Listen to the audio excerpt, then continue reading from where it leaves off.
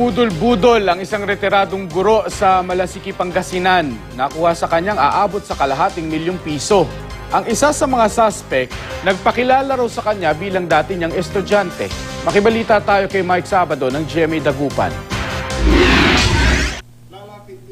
Makikita sa kuha ng CCTV camera ng isang department store sa Malasiki, Pangasinan ang paglapit ng isang babaeng nakasuot ng puting damit sa retiradong guro na si Maria Paz Padilla na nakapulang damit.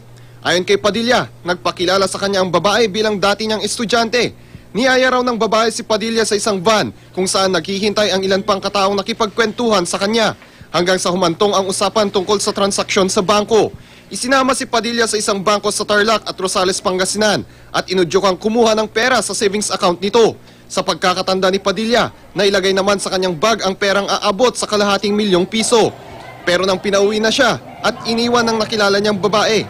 Ginupit ko yung bag, ay nakita ko ay papel ng lahat na nakalupi.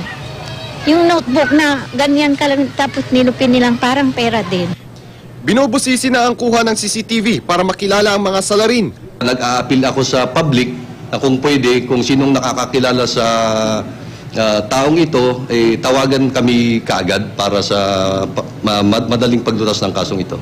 Sa Tarlac City, nanginginig pa sa takot ang gasoline boy na si Jovito Bello matapos siyang itali sa upuan at busala ng isang lalaking ng hold up sa pinagtatrabahuan niyang gasolinahan sa MacArthur Highway. Ayon sa biktima, nasa loob siya ng opisina nang biglang pumasok ang salaring may dalang baril. Tapos kinuha na niya, huwag kang titingin sa akin. Ayaw niyo pong tumingin sa kanya. Ngayon, na nakita niya yung bolt na yon, o yung pa, buksan mo yan. Nung sabi ko, ay sir, buksan mo. Pinalo niya na ako. Tapos binuksan ko rin, wala naman po kasi laman yan. Aabot sa ₱50,000 ang natangay ng hold-upper. Hirap ngayon sa investigasyon ng pulisya dahil hindi nakilala ng biktima ang suspect at sira pa ang CCTV camera ng gasolinahan. Mike Sabado, Nagbabalita, Pilipinas.